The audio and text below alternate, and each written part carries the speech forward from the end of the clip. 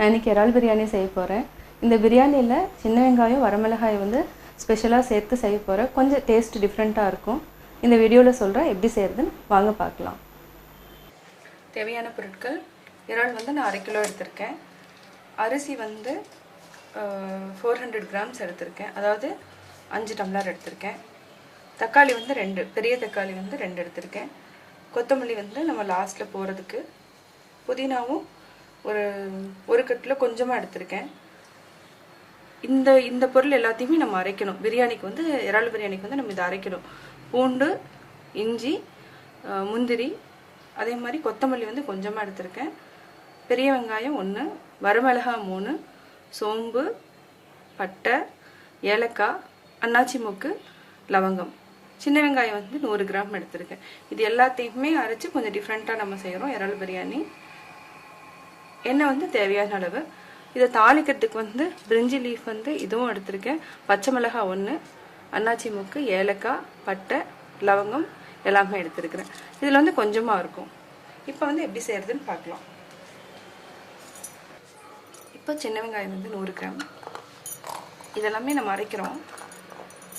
லவங்கம், அன்னாச்சி மொக்கு, ஏலக்காய் 1, பட்டை, வரமிளகாய், பெரிய வெங்காயம் 1, சோம்பு வந்து நான் கொஞ்சமாக எடுத்துருக்கேன், அதையும் போட்டு அரைச்சிடலாம்.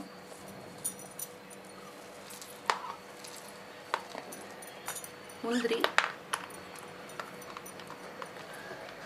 கொத்தமல்லி தழை கொஞ்சம், பூண்டு, இஞ்சியும், இது எல்லாத்தையும் நம்ம வந்து அரைச்சி வச்சுக்கணும். கடாய் நல்லா காஞ்சிருச்சு. இப்போ வந்து ஆயில் ஊற்றுறோம். ஆயில் வந்து இது கொஞ்சம் ஜாஸ்தியாகவே விட்டுக்கோங்க. ஆயில் காஞ்சதுக்கப்புறம் அன்னாச்சி மொக்கு, ஏலக்காய் 3 எடுத்துருக்கேன், பட்டை, லவங்கம். ஆயில் காஞ்சிருச்சு. பச்சை மிளகாயும் போட்டுரும், இந்த லீஃபையும் போட்டுரும்.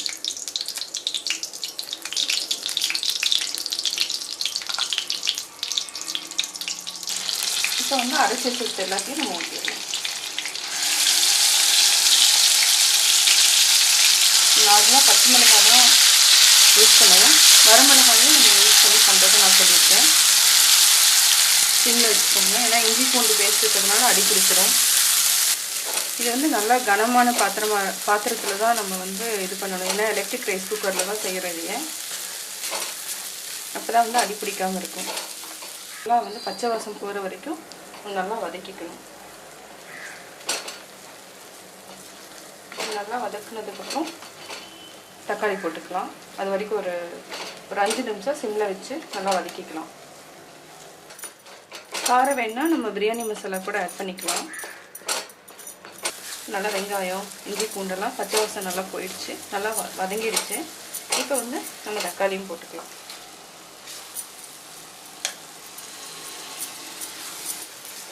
இப்போ புதினாவையும் நம்ம போட்டு இது வதங்கிட்டோம். இது நல்லா டைஜஷனுக்கு வந்து ரொம்ப உடம்புக்கு நல்லது, டேஸ்ட்டாகவும் இருக்கும், அதே மாதிரி நல்லா டைஜஸ்ட் ஆகும். ஒரு 5 மினிட்ஸ் வந்து சிம்மில் வச்சு நம்ம வதக்கிக்கலாம். கொஞ்சமாக நம்ம பிரியாணி மசாலாவை ஆட் பண்ணிக்கலாம். 1 ஸ்பூன் மட்டும் ஆட் பண்ணியிருக்கேன், ஏன்னா வரமிளகாலாம் இருக்கிறதுனால போதும். 1 ஸ்பூன் மட்டும் ஆட் பண்ணியிருக்கேன், கொஞ்சம் டேஸ்ட்டுக்காக. கொஞ்ச நேரம் வதக்கிக்கலாம். இப்போ கொஞ்சம் போட்டுக்கலாம். நல்லா வதங்கிடுச்சு, தக்காளி நல்லா வதங்கிடுச்சு. இப்போ வந்து நம்ம இறால் போட்டுக்கலாம். இறால் போட்டு நல்லா வதக்கணும்.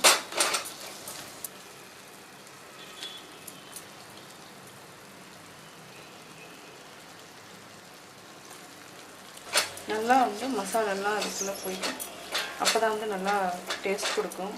இறால் மசாலா நல்லா இறங்கணும். கொஞ்சம் உப்பு போட்டோன்னா ஒரு 5 to 10 மினிட்ஸ் வந்து நம்ம சிம்லேயே வச்சுட்டு மூடி வச்சுக்கலாம். நல்லா தண்ணி எண்ணெயோட மேலே வரும். அப்போ வந்து நம்ம எலக்ட்ரிக் குக்கருக்கு மாற்றிக்கலாம். ஒரு 10 மினிட்ஸ் வந்து நல்லா மூடி வச்சுட்டா போதும்.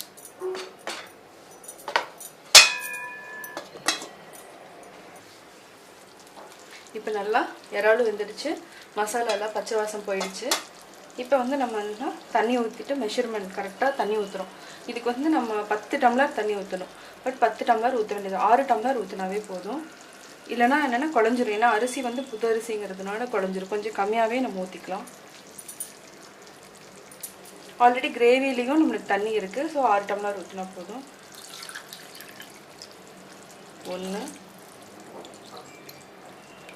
2 3 4 5 6 இந்த தண்ணியே போதும் நம்மளுக்கு. இதை நல்லா கொதிக்க வச்சுட்டு அப்படியே எலக்ட்ரிக் குக்கரில் மாற்றி நம்ம வந்து அரிசி போட்டுடலாம். நல்லா எண்ணெய் மேலே வந்திருக்கு. இப்போ உப்பு வந்து பத்தலைன்னா, ஏன்னா 5 டம்ளர் அரிசி போட்டுக்கிறோம். ஏன்னா அதுக்கு மட்டும்தான் போட்டு இப்போ வந்து கொஞ்சம் ஆட் பண்ணிக்கலாம் நம்ம.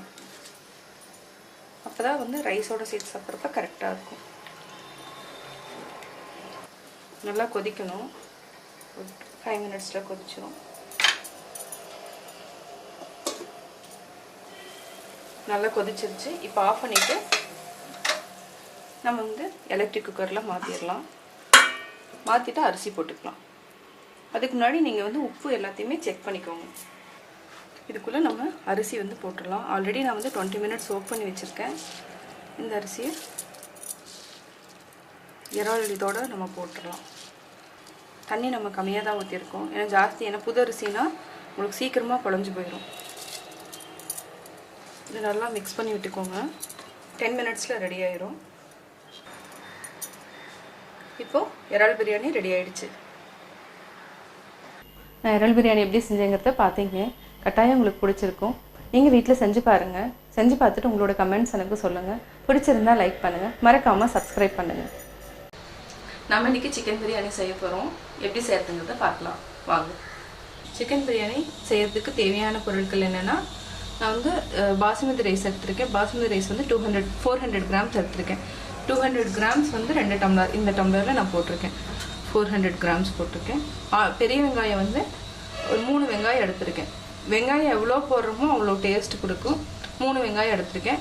3 பச்சை மிளகாய் எடுத்திருக்கேன். அப்புறம் 3 தக்காளி எடுத்திருக்கேன். ஆப்பிள் தக்காளி வந்து 3 எடுத்திருக்கேன். பிரியாணி மசாலா, சிக்கன் பிரியாணிங்கிறதுனால பிரியாணி மசாலா கொஞ்சம் ஸ்பைஸியாக இருக்கட்டும் அப்படிங்கிறதுனால பிரியாணி மசாலா எடுத்திருக்கேன். இஞ்சி பூண்டு பேஸ்ட்டு தேவையான அளவு, எவ்வளோ அரிசியோ அதுக்கு தகுந்த மாதிரி எடுத்திருக்கேன். தேவையான அளவு சால்ட்டு. அப்புறம் புதினா வந்து கொஞ்சம் எடுத்திருக்கேன். இது வந்து என்னென்னா ஆயில் வந்து 50 ml எடுத்திருக்கேன். பிரியாணிக்கு வந்து கொஞ்சம் ஆயில் ஜாஸ்தி விடணுங்கிறதுனால கொஞ்சம் ஜாஸ்தி எடுத்திருக்கேன். தாளிக்கிறதுக்கு வந்து என்னென்னா பட்டை, லவங்கம், ஏலக்காய், இது பிரிஞ்சி லீஃப் எடுத்திருக்கேன். இது ஒரு பிரியாணி மசாலானோட முக்கு, இதை எடுத்திருக்கேன். இப்போ வந்து எப்படி செய்யறதுங்கிறத பார்க்கலாம். சிக்கன் வந்து 400 கிராம்ஸ்க்கு 1/2 kg எடுத்திருக்கேன். இப்போ என்ன, அரிசி வந்து நீங்கள் தண்ணியில் இப்போ நம்ம செய்கிறது இதெல்லாம் வேகிற வரைக்கும் நம்ம வந்து அரிசி வந்து ஒரு 20 மினிட்ஸ் வந்து நம்ம தண்ணியில் வந்து சோக் பண்ணி வச்சுக்கலாம். குக்கர் காஞ்சிட்ருக்கு. வந்து ஆயில் ஊற்றுறோம். ஆயில் வந்து இதுக்கு கொஞ்சம் ஜாஸ்தியாகவே ஊற்றிக்கலாம். ஆயில் காஞ்சதுக்கப்புறம் பட்டை, லவங்கம், ஏலக்காவும் போடுறோம். இது வந்து பிரியாணி முக்கு. இந்த லீஃப் வந்து பிரிஞ்சி லீஃப் வந்து நீங்கள் வாஷ் பண்ணி வச்சுக்கோங்க. காஞ்சிருச்சு. இது நல்லா இதாகிடுச்சு. இப்போ வெங்காயம் போடுறோம்.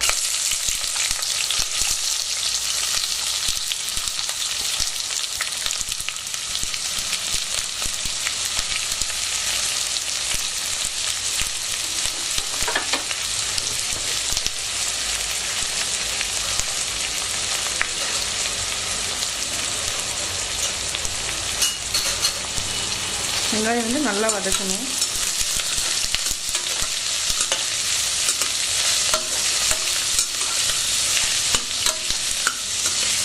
நல்லா ப்ரௌன் ஆகிற வரைக்கும் இந்த வெங்காயம் மட்டும் சிம்மில் வச்சு தான் வதக்கணும் பிரியாணிக்கு. அப்போ தான் நல்லா வெங்காயம் வந்து நல்லா கரையும். பிரியாணிக்கு வந்து கீ வேணுன்னா கூட கீ கூட நீங்கள் ஆட் பண்ணிக்கலாம். அதுவும் நல்லா டேஸ்ட்டாக இருக்கும். சிம்மில் வச்சோன்னா என்னென்னா நல்லா உள்ளே இருக்கிறதெல்லாம் வெந்து நல்லா கண்ணாடி மாதிரி ஆகிற வரைக்கும் விட்டுட்டு அதுக்கப்புறம் ப்ரௌனாக விட்ட வரைக்கும் பண்ணிங்கன்னா தான் நல்லா டேஸ்ட்டாக இருக்கும். வெங்காயம் மட்டும் நீங்கள் வந்து எப்போவுமே என்னென்னா ஆயிலே ஃப்ரை பண்ணுற மாதிரி பார்த்துக்கோங்க. அப்போ தான் வந்து நல்லா கரைஞ்சி ஒரு பிரியாணி டேஸ்ட் வந்து நல்லா கொடுக்கும். எவ்வளோ வெங்காயம் நீங்கள் ஜாஸ்தி போட்டிங்கனாலும் டேஸ்ட் வந்து நல்லாயிருக்கும். வதங்குது நல்லா. பிரியாணிக்கு வந்து நல்லா ப்ரௌன் ஆகிற வரைக்கும் வதக்கணும். இந்த வெங்காயம் மட்டும் நல்லா வதக்கினா நல்லா டேஸ்ட் கிடைக்கும். இப்போ நான் கொஞ்சம் ஹை ஃப்ளேமில் வச்சுட்டேன், ஏன்னா வெங்காயம் உள்ளெல்லாம் வெந்துருச்சு. அதனால ஓரளவுக்கு நல்லா ப்ரௌனாக ஆரம்பிச்சிருச்சு. வந்து நம்ம தக்காளி போடலாம்.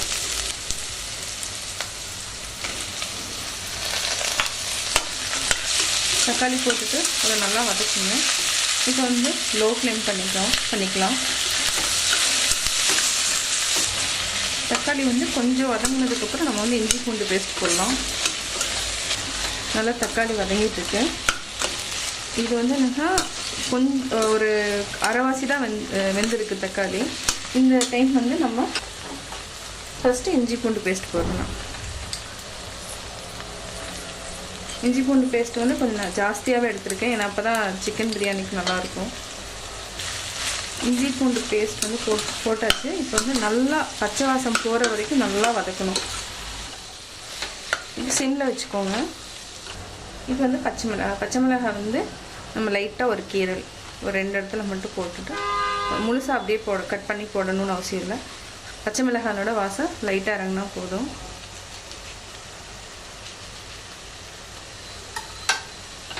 மூணு போட்டிருக்கேன். ஒரு சிலர் வந்து மஞ்சத்தூள் போடுவாங்க, மஞ்சத்தூள் போட்டும் நீங்கள் செய்யலாம். நான் வந்து மஞ்சத்தூள் போடாமல் செய்கிறேன். இது நல்லா இதானதுக்கப்புறம் நம்ம வந்து புதினாவையும் ஆட் பண்ணுறோம்.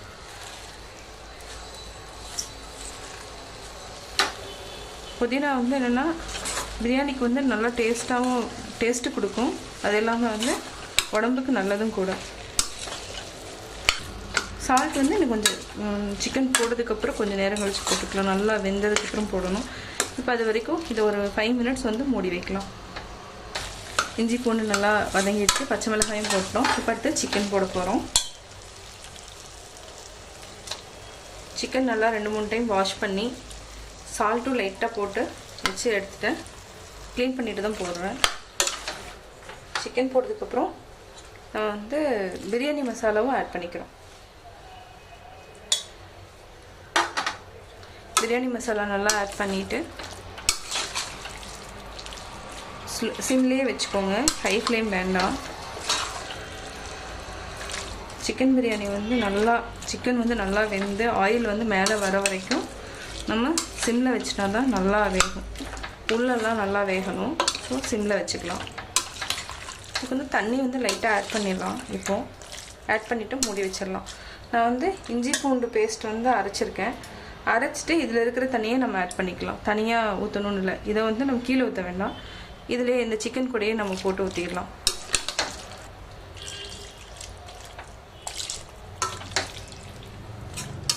வந்து ஒரு 10 மினிட்ஸ் வந்து நல்லா மூடி வச்சுருங்க. ஆயில் வந்து நல்லா மேலே வரணும்.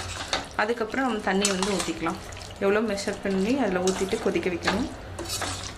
அது வரைக்கும் இப்போ சிம்மில் இருக்கட்டும்.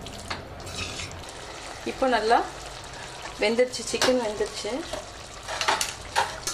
நம்ம அந்த தண்ணியும் லைட்டாக ஊற்றுனதுனால நல்லா தண்ணி விட்டுருக்கு. ஸோ தண்ணி வந்து நம்ம கம்மியாக ஊற்றிக்கணும். ஏன்னா பாசுமதி ரைஸுங்கிறதுனால குழஞ்சி போயிடும் நல்லா. இப்போ வந்து உப்பு வந்து போட்டுக்கலாம்.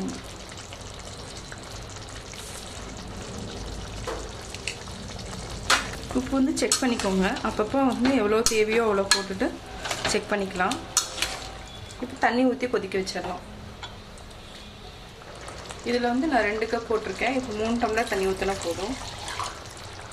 1 2 3 வந்து நல்லா கொதிக்கணும். தண்ணி கொதிச்சதுக்கப்புறம் நம்ம வந்து அரிசி போட்டுக்கலாம். இப்போ வந்து ஹை ஃப்ளேமில் வச்சு நல்லா கொதிக்கணும் தண்ணி. இதுக்கிடையில் சால்ட் வந்து நீங்கள் செக் பண்ணிக்கோங்க. அதுக்கப்புறம் தேவைன்னா நீங்கள் பார்த்து போட்டுக்கலாம். ஏன்னா அரிசி போட்டதுக்கப்புறம் கொஞ்சம் போட்டுக்கலாம். முன்னாடியே செக் பண்ணிக்கோங்க. இப்போ வந்து மூடி வச்சிடலாம். நல்லா கொதிக்கட்டும். நல்லா கொதிச்சிருச்சு. இப்போ வந்து எனக்கு கொஞ்சம் சால்ட் ஆட் பண்ணிக்கலாம், பத்தாது.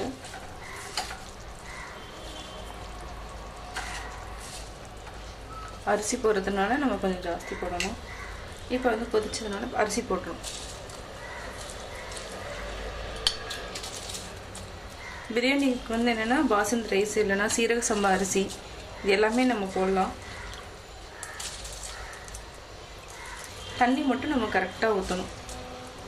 இடையில கிளறி விட்டுக்கோங்க நல்லா. தண்ணி நிறையா ஊற்றணும்னா அது வந்து நல்லா கீழே ஃபுல்லாக குழஞ்சிரும், இல்லைன்னா அடி பிடிச்சிக்கும். 2 விசில் வந்து விட்டுடலாம். நம்ம